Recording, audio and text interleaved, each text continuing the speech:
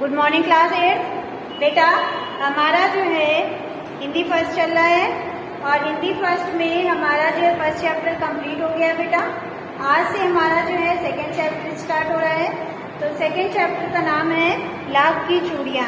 ठीक है, तो आज से हम लोग लाख की चूड़ियाँ चैप्टर स्टार्ट करेंगे और इसमें जो है लाख की चूड़ियाँ टॉपिक जो है हमारा पाठ्य चर्चा, मतलब कि इसमें जो है इस पाठ में क्या बताया गया है आज हम लोग इसके बारे में जानेंगे। ठीक है, तो बेटा इसके जो लेखक हैं हमारी लाख की चूड़ियाँ, लाख एक जो है पदार्थ होता है, ठीक है, वो जिससे जो है चूड़ियाँ बनाई जाती हैं और भी बहुत सारी चीजें बनाई जाती हैं, लेकिन मेन जो इससे चूड़ियाँ बनाई जाती हैं तो ये जो है लाख एक पदार्थ होता है।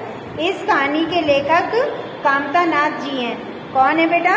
इस कहानी के लेखक कामता नाथ जी हैं।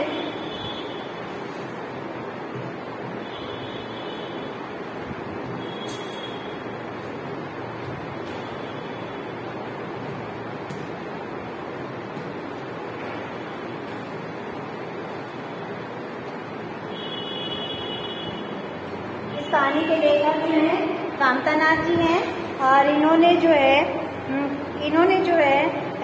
जिनका जो जन्म है कामता नाथ जी का जन्म जो है कब हुआ था बेटा? कामता नाथ जी का जन्म हुआ था हमारा 22 सितंबर 1934 को। ठीक है, 22 सितंबर 1934 को हुआ था। ठीक है, और ये 34 को लखनऊ में हुआ था। किस शहर में हुआ था? 34 को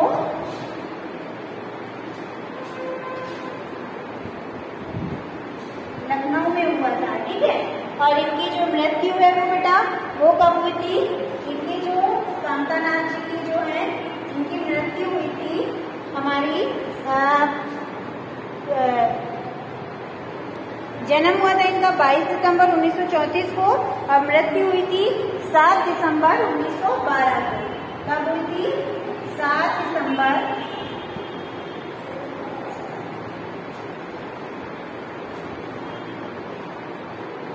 1912 को इनकी मृत्यु हो गई थी। ठीक है, तो इस कहानी में जो लेखक हैं कामता नाथ जी, जिनका जन्म 22 सितंबर 1934 को लखनऊ में हुआ था, इनकी मृत्यु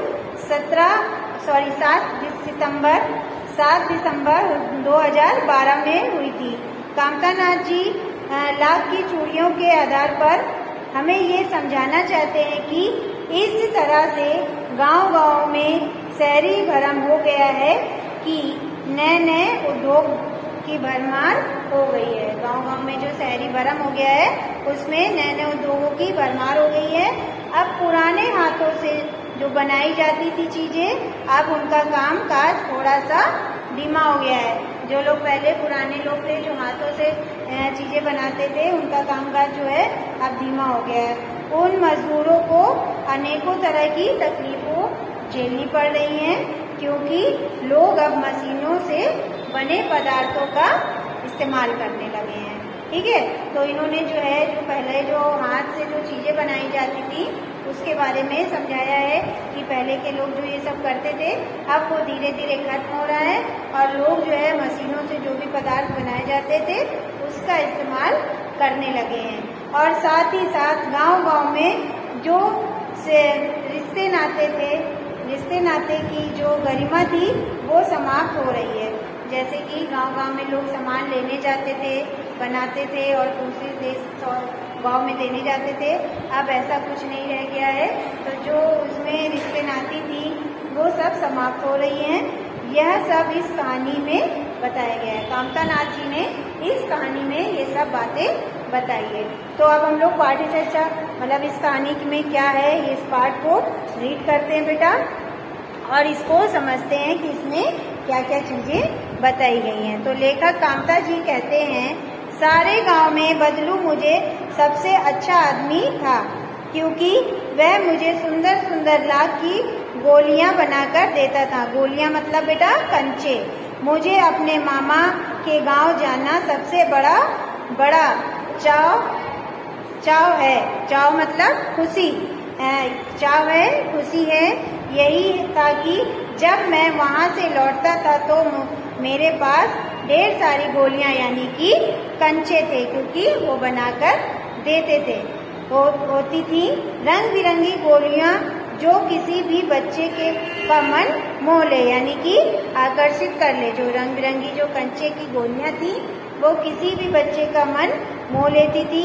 वैसे तो मेरे मामा के गांव का होने का कारण मुझे बदलू को बदलू मामा कहना चाहिए था, परंतु मैं उसे बदलू मामा ना कहकर बदलू काका कहता था।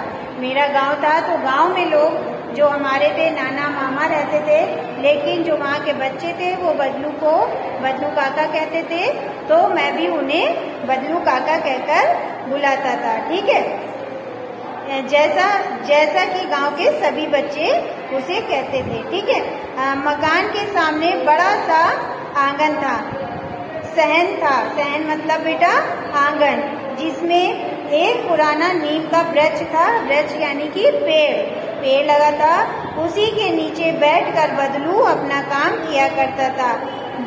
बगल में भट्टी यानी कि अंगीठी देखती थी, जलती रहती थी, जिसमें वह लाख पिघलाया करता था।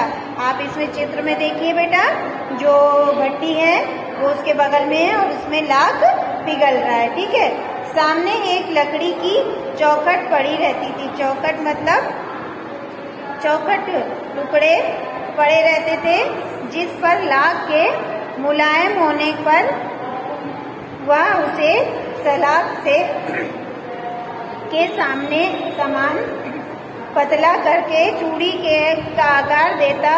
पास में चार विभिन्न आकार की बेलनाकार मुगरियां रखती थी। मुगरियां गोल जो बेलन होता है उसको कहते हैं। ठीक है, वो रखी थी। कुछ पतली पीछे से मोटी होती थी। लाख की चूड़ियों का आकार देखकर वह उन मुगरियों पर चढ़ाकर गोल और चिकना बनाता और तब एक एक कर पूरे हाथों की चूड़ियां बना चुकने के पश्चात वह उन पर रंग करता था। बदलू यह कार्य सदा ही एक मचिए पर बैठकर करता था। मचिया मतलब चौकोर खटिया, ठीक है, किया करता था, जो बहुत ही पुरानी थी। बगल में ही उसका हुक्का रखा था, जिसे वह बीच बीच में पीता रहता था। गांव में मेरा दोपहर का समय अधिकतर बदलू के पास बीतता था। वह मुझे लल्ला कहकर कहता था। वह मुझे लल्ला कहकर कहता था। मेरे पहुंचते ही मेरे लिए तुरंत एक मछिया मंगा देता था। मैं घंटों बैठ उसे इस प्रकार चूड़ियां बनाते देखता रहता था। मुझे बदलू के पास रहना अच्छा लगता था। मैं घंटों अपना समय बदलू के पास ही बिताया करता था। लगभग रोज ही वह चार छह जोड़ी चूड़ियां बनाता था। पूरा जोड़ा बना लेने पर वह उसे बेलन पर चढ़ाकर कुछ क्षण चुपचाप देखता रहता, मानो वह बेलन ना होकर किसी नववधू यानी कि नई दुल्हन का हाथ हो, कलाई हो। बदलू मनिहर था। बदलू जो है मनिहर था, यानी चूड़ी बनाने वाला था, चूड़ियां बेचने वाला। चूड़ियां बनाना उसका पैतृक पेशा था, यानी कि पिता संबंधी पेशा था। और वह वास्तव में हकीकत में वह बहुत ही सुंदर चूड़ियां बनाता था। उसकी बनाई हुई चूड़ियां की खपत भी बहुत थी। उस गांव में तो सभी स्त्रियां उसकी बनाई हुई चूड़ियां पहनती थी। आस पास के गांव के लोग भी उससे चूड़ियां ले जाते थे, परंतु वह कभी भी चूड़ियों को पैसों से नहीं बेचता था। उसका अभी तक वस्तु विनायक, वस्तु के बदले वस्तु लेकर का तरीका था, और लोग अनाज के बदले उससे चूड़ियां ले जाते थे। वो जो है कभी पैसे नहीं लेता था चूड़ियों के, वस्तु के बदले वस्तु देता था, तो लोग जो है उसको अनाज देकर चूड़ियां ले जाते थे। बदलू स्वभाव से बहुत ही सीधा था। मैंने कभी भी उसे किसी से झगड़ते नहीं देखा था। हाँ, शादी विवाह के अवसरों पर वह अवश्य जिद पकड़ जाता था, जीवन भर चाहे कोई उससे मुफ्त चूड़ियां ले जाए, परंतु विवाह के अवसर पर वह सारी कसर निकाल लेता था। आखिर सुहाग के जोड़े का महत्व ही और होता है। मुझे याद है मेरे मामा के यहाँ किसी लड़की के विवाह पर जरा सी किसी बात पर बिगड़ हो गई थी और फिर उसको मनाने में लोग लग गए थे। विवाह में इसी जोड़े को मूल्य इतना बढ़ा जाता था कि उसके लिए उसकी घरवाली को सारे वस्त्र मिलते, ढेरों अनाज मिलते, उसको अपने लिए पगड़ी मिलती और रुपए जो मिलते सो अलग। यदि संसार में बदलू को किसी बात से चिढ़ती तो वह थी कांच की चूड़ियों से। यदि किसी भी स्त्री के हाथों में उसे कांच की चूड़ियां दिख जाती थी तो वह अंदर ही अंदर कुड़ता था, यानी कि जलता था। और कभी कभी तो 2-4 बात सुना देता था। मुझसे तो वह घंटों बात किया करता था। कभी मेरी पढ़ाई के बारे में पूछता, कभी मेरे घर के बारे में और कभी यूं ही शहर के जीवन के बारे में। मैं उससे कहा था कि शहर में सब कांच की चूड़ियां पहनते हैं, तो वह उत्तर देता, शहर की बात तो और ही और है लल्ला, वहाँ तो सभी कुछ होता है। वहाँ तो औरतें अपने मर्द का हाथ पकड़कर सड़कों पर घूमती भी हैं और फिर उनकी कलाइयाँ नाजुक होती हैं। न लाख की चूड़ियाँ पहन तो मोच आ जाएगी। जो शहर की स्त्रियाँ हैं उनकी कलाई जो है नाजुक होती है, अगर वो लाख की चूड़ियाँ पहनेंगी तो उनमें मोच आ जाएगी। कभी कभी बदलू मेरी अच्छी खासी खातिर भी करता था। जिन दिनों उसकी गाय को दूध होता वह सदा मेरे लिए मलाई बचा कर रखता और आम के फसल में तो मैं रोज ही उसके यहाँ 2-4 आम खा जाता था। परंतु इस सब बातों से अतिरिक्त जिस कारण वह मुझे अच्छा लगता था यह था कि लगभग रोज ही वह मेरे लिए 1-2 गोलियां बना देता था। मैं बहुधा हर गर्मी की छुट्टी में अपने मामा के यहाँ चला जाता था और 1-आधा महीनों वहाँ रहकर स्कूल खुलने के समय तक वापस आ जाता था।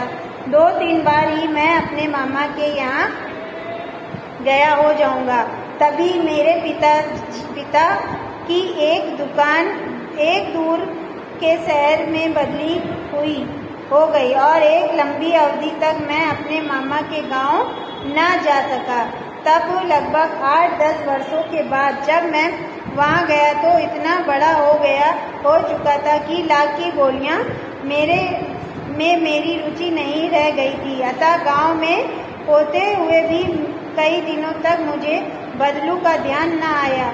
इस बीच मैंने देखा कि गांव में लगभग सभी स्त्रियां कांच की चूड़ियां पहने हैं। बिरले ही हाथों में मैंने लाख की चूड़ियां देखी। तब एक दिन साहस मुझे बदलू का ध्यान आया। बात यह हुई कि बरसात में मेरे मामा की छोटी लड़की आंगन में फिसलकर गिर गई और उसके हाथ की कांच की चूड़ियां टूट गई, उसी कलाई में घुस गई और उस खून बहने लगा। मेरे मामा उस समय घर पर न थे। मुझे ही उसकी मल्लम पट्टी करनी पड़ी। तभी सहस मुझे बदलू का ध्यान आ गया। मैंने सोचा कि उसमें मिलाऊं। अतः शाम को मैं घूमते घूमते उसके घर चला गया। बदलू वहीं चबूतरे पर नीम के नीचे एक खाट पर लेटा था। नमस्ते बदलू काका, मैंने कहा। नमस्ते भैया, उसने मेरी नमस्ते का उत्तर दिया और उठकर खाट पर बैठ गया। परंतु उसने मुझे पहचाना नहीं और देर तक मेरी ओर निहारता रहा। मैं हूँ जननदत्त काका, आपके पास से गोलियां बनवा कर ले जाता था। मैंने अपना परिचय दिया। बदलू फिर भी चुप रहा, मानो वह अपनी स्मृति पलट पर अतीत के चित्र उतार रहा था। वह पहचानने की कोशिश कर रहा था। और तब वह एकदम बोल पड़ा, आओ आओ लल्ला बैठो, बहुत दिन बाद गांव आए हो? हाँ, इधर आना नहीं हो सका काका, मैंने चारपाई पर बैठते हुए उत्तर दिया। कुछ देर फिर शांति रही। मैंने इधर उधर दृष्टि दौड़ाई तो मुझे उसकी मछिया ही नजर नहीं आई। आजकल काम नहीं करते हो काका? मैंने पूछा। नहीं लल्ला, काम तो कई साल से बंद पड़ा है। मेरी बनाई हुई चूड़ियों कोई पूछता तब तो गांव-गांव में कांच का प्रचार हो गया था। वहाँ कुछ देर चुप रहे, फिर बोला, मशीन युग है ना यह लल्ला, आजकल सब काम मशीन से होता है। खेत भी मशीन से जोते जाते हैं, और फिर जो सुंदरता कांच की चूड़ियों में होती है लाकी में कहाँ संभव है। लेकिन कांच बड़ा खतरनाक होता है, बड़ी जल्दी टूट जाता है। मैंने कहा, नाजुक तो फिर होता ही है लल्ला। कहते कहते उसे खांसी आ गई और वह देर तक खांसता रहा। मुझे लगा उसे दमा है।